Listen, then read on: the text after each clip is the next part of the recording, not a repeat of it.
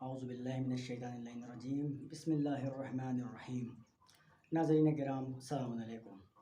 میں علی زہاد آپتی آپ تمام مومنین کی ناظرین کی خدمت میں ایک بار پھر سے حاضر ہوا ہوں ایک نیا پروگرام لے کر کے کہ جس میں میں آپ تمام مومنین کی خدمت میں دعائے مجیر کے حوالے سے تعارف کرواؤں گا کہ دعائے مجیر کو دعائے مجیر کیوں کہتے ہیں، دعائے مجیر کب نازل ہوئی اور اس کی فضیلت اور اس کی خصوصیات کیا ہیں۔ ناظرین محترم، دعائے مجیر جب جناب رسول اکرم صلی اللہ علیہ وآلہ وسلم مقام ابراہیم پر عبادت و بندگی خداوند متعال میں مشغول و مصروف تھے، اس وقت جناب جبرائیل خداوند متعال کے حکم سے آپ کی طرف نازل ہوتے ہیں اور آپ کو جناب جبرائیل دعائے مجیر کی تعلیم فرماتے ہیں۔ ناظرین، دعائے مجیر میں لفظ مجیر جو ہے، یہ لفظ مجیر اس شخصیت کو کہا جاتا ہے کہ جو پناہ دینے والی ہو، اور مجیر کے معنی ہیں وہ کہ جو انسان کی فریاد کو پہنچتا ہو۔ مجیر خود خداوند متعال کے صفات میں سے ایک صفت کا نام ہے۔ ناظرین، یہ دعائے قدسی کہلاتی ہے اور جناب جبرائیل رسول اکرم صلی اللہ علیہ وآلہ وسلم کے حضور خداوند متعال کی طرف سے لے کر کے اس دعا کو حاضر ہوتے ہیں اور نازل ہوتے ہیں۔ ناظرین، اس دعا کے حوالے سے متعدد کتابوں اور روایتوں میں موجود ہے، رسول اکرم صلی اللہ علیہ وآلہ وسلم سے منقول ہے کہ جو شخص بھی 13، 14 اور 15 ماہ مبارک رمضان کو 3 دن اس دعا کو روزانہ تلاوت فرمائے گا، قرات کرے گا، خداوند متعال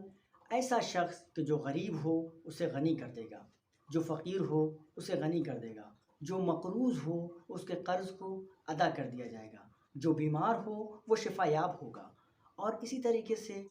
اس دعا کے حوالے سے بہت ساری خصوصیات، ساری چیزیں وارد ہوئی ہیں، جس میں یہ کہا گیا ہے کہ اگر کوئی شخص اس دعا کو 3 روز ماہ مبارک رمضان میں پڑھتا ہے تو خداوند متعال ایسا شخص کہ اگر غریب ہے تو وہ غنی ہو جائے گا، فقیر ہے تو وہ غنی ہو جائے گا، مقروض ہے تو اس کے قرض کو ادا کر دیا جائے گا، بیمار ہے تو صحت و شفاء کاملہ و عاجلہ عطا فرمائے گا خداوند متعال اس کو۔ ناظرین، اس کے حوالے سے اور بھی متعدد فضیلتیں اور خصوصیات موجود ہیں، جس میں سے ایک یہ ہے کہ خود فرمایا جاتا ہے، رسول فرماتے ہیں کہ جو شخص بھی اس دعا کو 10 روز ماہ مبارک میں لگاتار اگر پڑھتا ہے تو روز قیامت ایسا شخص کہ جس نے اس دعا کو ماہ مبارک میں 10 روز پڑھا ہے، روز قیامت جب وہ خداوند متعال کے حضور حاضر ہوگا تو وہ ایک ایسی براق پر بیٹھ کر کے خداوند متعال کے نزدیک حاضر ہوگا کہ جس کی زین ہر زبرجد سے سجی ہوئی ہوگی۔ اور جب وہ خداوند متعال کے حضور حاضر ہوگا تو لوگ اس بات کا گمان کریں گے کہ یہ کوئی انبیاء و اولیاء الہی میں سے ہے کہ جو خداوند متعال کے حضور حاضر ہوا ہے۔